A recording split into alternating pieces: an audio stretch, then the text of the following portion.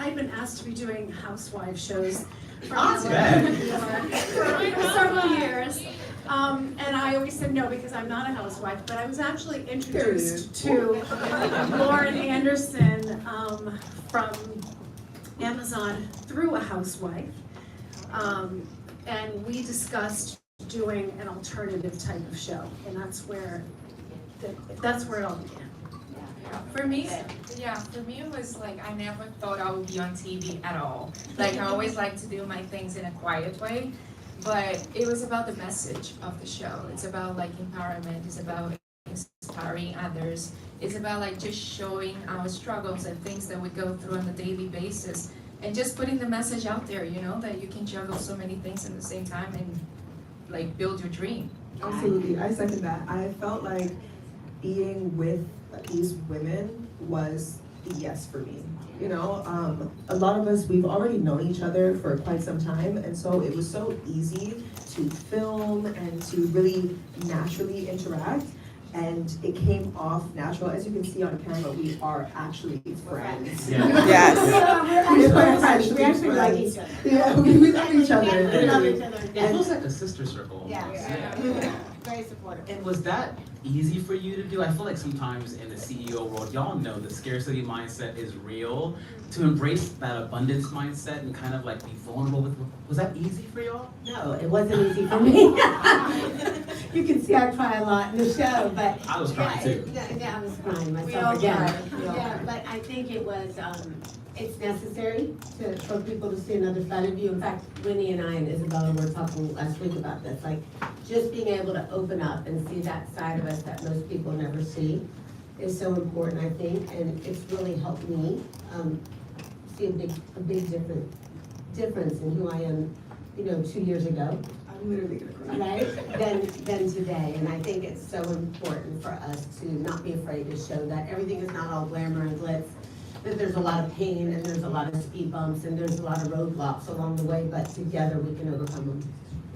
Wow. What would you say is one of the pressures of being a female CEO or being a CEO period that you feel like people underestimate that you want people to see in this show?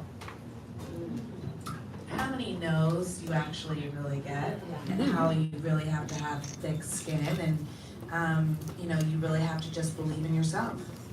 I think that's true. I think you have to put blinders on. I think you have to go for it no matter what. And I think you have to really curate your circle.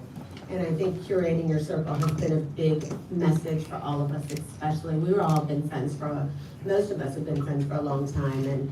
And integrating our families in this and the people that we love in this has been such a big project and something that I think we're all proud of and feel special about. I was going to say, I think that, being a CEO for me, I found that it's not necessarily about handling others or handling the business. For me, I learned it's really about handling yourself first and how you handle adversity. And hopefully that comes across in the show because, there's a lot of challenges. You constantly have to pivot. And what I really love about the show is that it really shows that, there is no such thing as an overnight success, that you have to work at it. And it's just not easy. And so that's really the message that we wanted to get out, and how we're actually supporting one another. We all understand that, and we're not, throwing drinks at each other. There's no hair pulling in this one. No shade, no shade. Spoiler alert. Exactly. Yeah, no, I second that motion. I feel like sometimes when you see, especially on social media, it's a highlight reel of, the best parts of your life or your business. And I hope people get to see that not everything is rainbow and sunshines, like we definitely want to still highlight our wins, but also show that vulnerability, show that true, honest side that people don't really get to see. And Winnie, I love there's a part, and I think it's the trailer where you said, I always go back to that little girl who never felt seen. It drives everything I do in life. How important for you and for all of y'all has it been to bring your kind of inner child to your journey as a CEO in this show also? It's It's been immensely healing, I feel. in my entire life, but including in this show, being with these women who not only are powerhouses, business women, but they're my friends, being able to be that little Winnie who just wants to cheer on her friends and be cheered on as well, and hoping that other people see that and are inspired by that is honestly a dream come true, and to do it with friends is far not been the best. Mine is actually the opposite. Like, I was such a shy child. I could never speak up. I was the kid in the corner. And then for me, it's the opposite. Being a CEO, I found my voice. I know exactly what I want for my brands. I know exactly what I want for my life, my family, and everything I'm building. So I'm like, okay, that inner child that used to stay on the corner like me, I'm like a whole different person. Like whoever stays in Brazil stays in Brazil. Like I'm an American and I'm a CEO now. And you know, Isabella, I think for you and for Winnie and for Dee also, as models, y'all make a lot of companies a lot of money. You know what I mean? Yeah. Being the faces of the brands. When did the light bulb go off for you where you were like, I'm not just the beauty, I can be the boss? So I always love fashion. I always appreciate like a texture of a fabric and the jewelry and all those little details to everything. And I actually did fashion design when I was 18. I moved to South Africa and I started studying fashion design while I was still working as a model because I wanted to learn more from it. And that, I was like, okay, this is my real passion. I always like, as a model, you're like so obsessed with all the looks and things like that. And then when I started designing myself, I'm like, I found myself. I love it. And Hannah, you have so many fans in this room. Okay. We're excited for you. And I love your journey. I mean, dancer, you've done it all. And I feel like you color outside the lines a lot. You make these pivots in your career as you launch and scale your businesses. Where did you get that courage from? Oh, that's such a good question. I mean, I think my courage really comes from my parents and my upbringing, and you just mentioned like the inner child, and I think even for me, like when I was growing up, everyone tried to put me in a box. I kind of grew up in a very an environment that I looked very different than everybody. My mom always taught me from a really young age that I was never going to just be what someone expected me to be, and that is my superpower, and that my individuality is really something that I need to harness and grow like a muscle. And so, I don't know, I guess my courage just really comes from wanting to express myself the only way I know how, which is just being true to myself. And I've never really, I've continued to not let myself be put in a box. Like you said, I've tried so many different things. I've been the face of Adidas. I was, a DJ, an investor, an entrepreneur, and I guess, and an influencer, and so all these different things. And, we hear nowadays niche down, and I just kind of always wanted to have my hand in all these different pots, and I didn't let that stop me, or, I just kept my blinders on and doing me. And it's working. It's working, right? Okay. Yes. Lauren, I love, there's a part in the first episode where you talk about like being there for these women as they hit road bumps in their careers. Yeah. Talk to me about like the important or the message around embracing failure that you all want this show to kind of hit home. Because for founders, y'all don't experience failure. Okay, we go through it. Yeah. By the way, I failed more times than most people could possibly imagine, and I think that's part of the journey, right? You cannot succeed without failing. It's impossible. And I think this show demonstrates, first of all, it is hard to be a CEO. It's hard to be a CEO. As a woman, we say that all the time, right? But what's really hard is that you will encounter speed bumps. And most people throw in the towel before they, reach success. Rather than tying a knot at the end of the rope and saying, you know what, I'm gonna hold on. I'm gonna hold on, I'm not gonna quit, I'm not gonna give up, I'm gonna go for it.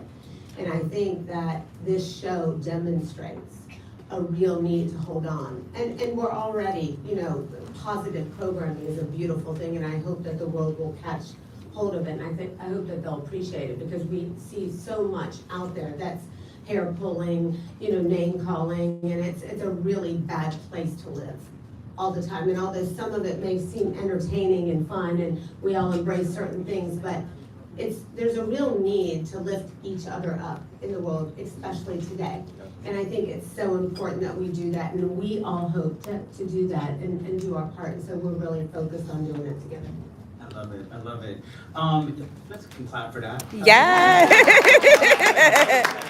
This is like church, y'all. Come on. Yeah, come on, co-star, get it, Yes. And Dee, I think your storyline is so interesting because you and your husband have 7 kids together, and you got kids that are grown. I think it's just incredible. I think I saw an interview you gave and you said the juggle is real. I think that was all that you have going on.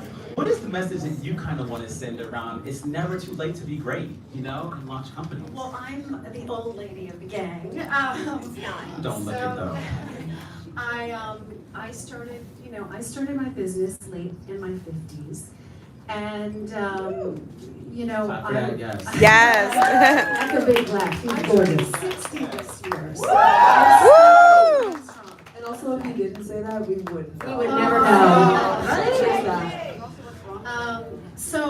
But it's interesting because, I feel like, being married to Tommy before I was a stay-at-home mom, and then, being married to Tommy, who is obviously globally well-known, it's, when you go out with somebody like that, or when you're married to somebody like that, they suck up all the air in the room, and you start feeling like, for many years, people would label me as a model, or Tommy's wife, and I had these like very sort of empty labels that kind of made me crazy. And it's like Winnie or any of us up here, it's like you want to be seen. And a lot of people, this show has given me the opportunity. A lot of people don't know that I work and that I'm creative director of Judith Lieber, and I do all these things. So for me, it's a wonderful opportunity to be seen in that way, and not just as somebody's wife. No, but I think, yes, clap for that, y'all. But I think what's also cool about you is that you are a part of this power couple, which is incredible. And I think that so many people want to find like that powerful person to be in a relationship and also thrive and be a CEO. And be supportive. Yeah, Tommy what do is y'all so think is the key? supportive. What do you think is the key for folks that want that, The key for To being be a CEO and be in a power couple relationship, and still thrive as a CEO. I mean, I think, I have to honestly give a lot of credit to the fact that I'm married to somebody who's very, very supportive. I mean, not to slag my ex-husband, but I'll have to a little bit. But I think that my ex-husband would have been highly threatened if I went out and tried to succeed in doing something on my own. I think he actually enjoyed having that sort of control over me. So Tommy's a very secure man. He supports me. We have, we have a wonderful relationship. We've been together over 20 years, and like you said, we navigate.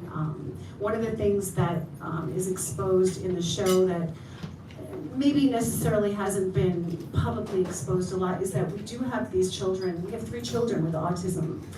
And I think, and there's a lot of people out there that know about autism, that have either autistic children or no friends with autistic children, and I think it's a big, it's a big deal right now. There's a lot of that going on, so we expose that a little bit in the show, and to deal with all of that, the children, the businesses, the lifestyle that we have, you need to have a very healthy relationship, which fortunately and we do.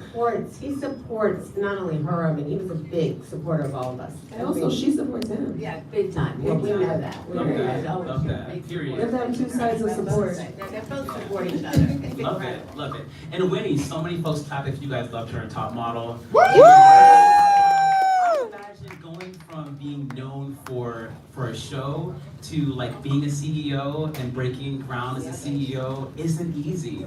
What was that moment for you where you were like, okay, I'm officially a boss, and they don't see me as top model, winner, or contestant, they see me as a CEO, as a businesswoman?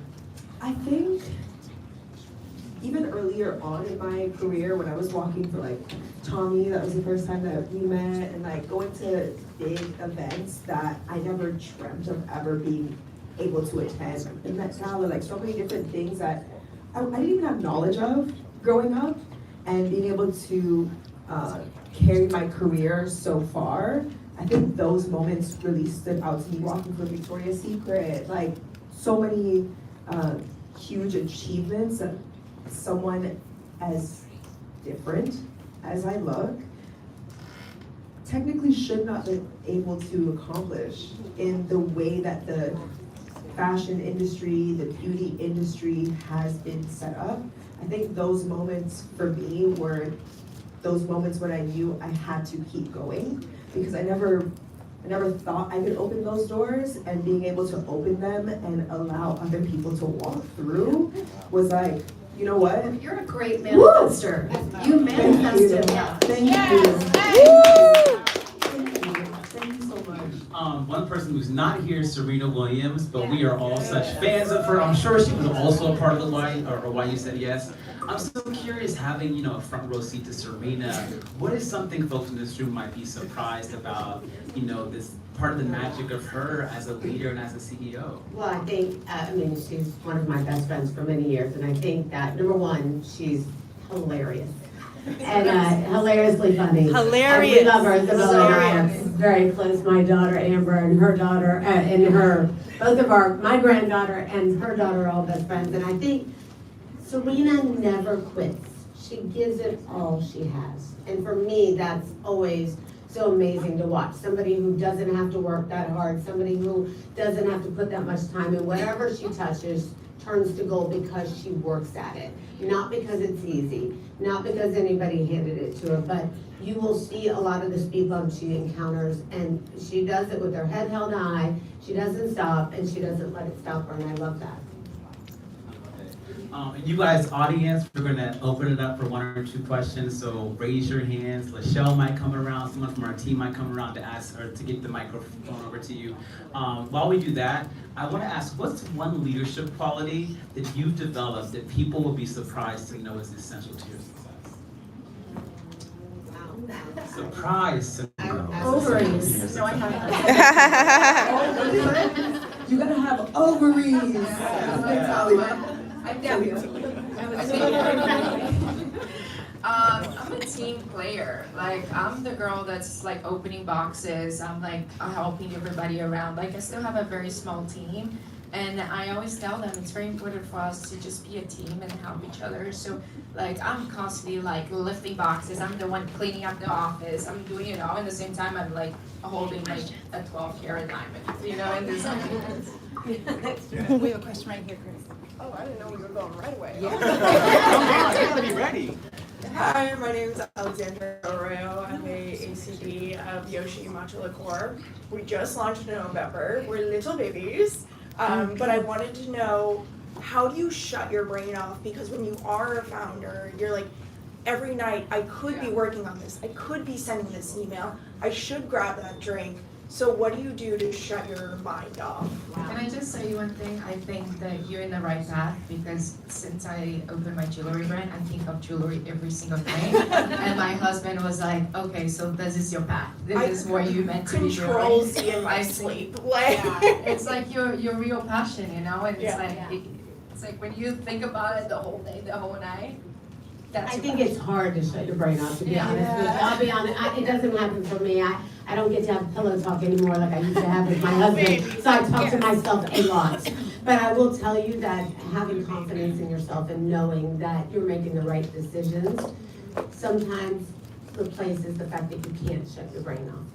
And there is no real life work balance. I don't care what anybody says. Everybody says, how do you balance it all? It's impossible. Some days you gotta give more to work. Some days you wanna give more to your family. It depends on what's calling you at the moment, and everybody works together. And I think as a leader, we've all demonstrated different leadership qualities. For me, I've had to learn that, because I worked for my husband before for 30 years. So for me, I had to learn what it was like to take a position, to be able to make decisions on my own and go against the grain of others sometimes in order to make a decision that made sense for the organization, and that's not always something that people like. But it's something that you have to live with and something you will have to do in order to succeed. So when you're starting, don't be afraid to show up for yourself and do the things that matter. I was just gonna say, I watch reality TV to shut my brain off, so. You watch an episode. Watch the show. Watch the show. That's good. We have another. I think for me, I may not be able to sleep all the time because my brain is so wired, but I do make it an effort to take those moments for myself, whether that's taking a bath, taking the moment to read a book. I used to love reading as a kid, and now like we're always scrolling in my mind, like I can't pay attention for more than 5 seconds. But I'm like, no, you need to do this because it's healthy. It's what you need. And I remember reading as a kid, that would put my ass to sleep. So, you know, like taking those moments to get a massage, take a bath, read a book. Even if it doesn't put you to sleep, it puts your mind in a restful state. So paying attention to that, even when you can't sleep. Can I get one photo question right here? Everybody look over here. Hi, I'm Jeannie. First of all, thank you so much for hosting this. I want to first compliment everyone. The comment somebody made that reality TV has always been sort of like catty, right? And this is so much more, so refreshing, and I appreciate it. And what an amazing way to start 2026. So thank you. You're all very powerful and very talented. Isabel, I'm a super fan of yours. I like follow you on Instagram. I'm like, but Lauren, this question, I mean, and when you like Sunny, I don't even know if I have questions except I've been taking lots of you. But this question's for you because your company is so solid, and I was just telling my friend, I'm like, I think this was like before Shopify, right? And I didn't know about it, and I'm literally looking it up as I'm sitting here, and I question where you, and I don't even think like you're not the CEO. I almost feel like you need to stop saying, you know, that it was your husband because you so own it. What do you think about where it's moving now, when we're looking at AI and how marketing has changed? And you have like, you know, platforms that are making things extremely. It's a really good question, Yeah, and I appreciate it. It's something I struggle with every day, and I think I actually had a really good conversation with a friend of mine, Brian Chesky, who's who I met through my best friend Lala, and through who's the founder and CEO of the Airbnb, and he actually had this conversation with us, which really mattered to me, which is AI, yes, will change the world. We're in the middle of it. It's happening as we speak. But what's most important is the person who learns the tools, how to use them. And you cannot forget that. It's that person who wants to dig in and learn that there are tools and resources in order to make AI execute better. And so we have to look for those people. My idea is never to replace people with technology, but to only enhance technology with people. And I think that makes the biggest difference in the world, because you will always need human touch. You will always need people to hug, touch, love you, care for you, treat you as a customer, treat you as a client. You want that in exchange. But if we can find the right people who know how to take AI to the next level, that's really the key for the future. And I thank Brian and Lala for doing that, because that's where I learned it. And it's really where I have spent my time in the last year, really focused on finding those people who know how to understand the best way to use AI for your advantage. And that's really what I would do. And that's what my big focus for 2026 is. I love that. Yes. I'm gonna use that for my answer. Okay, so we always end Vibes and Views with the same question, and that is, what is the lesson that's taken you the longest to learn? It's a deep one. I got it from Oprah. Literally. I think for me, it's taken me a long time to understand that not everyone's going to like you. And I think because I was bullied growing up, but I always had a light of confidence. I always felt like, but I'm a nice person. People should like me. Doesn't matter. Not everyone is going to like you, your ideas, whatever it is, and that's okay. You know who's gonna like it? You do. That's right. And that's the most important. And I think when I stopped putting so much power in what other people felt about me or felt about my ideas or, just their opinions, in general, and I started focusing on my opinion and narrowing in on what my opinion really was. How did I feel about this? Forget what they felt, forget what the comments said. How do I feel about it? And if you're happy about it, that's all that should matter. Woof. That's a TED Talk. That's a mic drop. Lauren? Yeah, I just think that that's my answer. I love her, she does that. I think that's a huge part of the answer for all of us. And I think that we have a tendency to second guess ourselves, doubt ourselves. You'll see me do that a lot this season in the show. And I had to remind myself that I built this alongside my husband for 30 years. And so when you lose your confidence along the way, you realize how important it is to find it. And to do things that are out of the ordinary, outside of your comfort zone, outside of your box, and remind yourself that you have big cheerleaders in your corner, especially my daughter who went through grief with me but didn't get the attention that she should have gotten because it was for the first time ever I was suffering solo, on my own. I couldn't see anybody else's pain.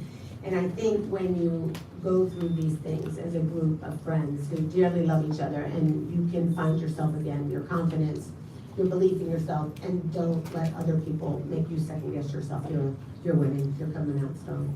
Yes. Anybody else? All of that plus. In addition to. I think that we're so hard on ourselves at all times, and I'm starting to learn how to be a little softer because there's so many people like my family and my friends that need me, and that means a lot to them too.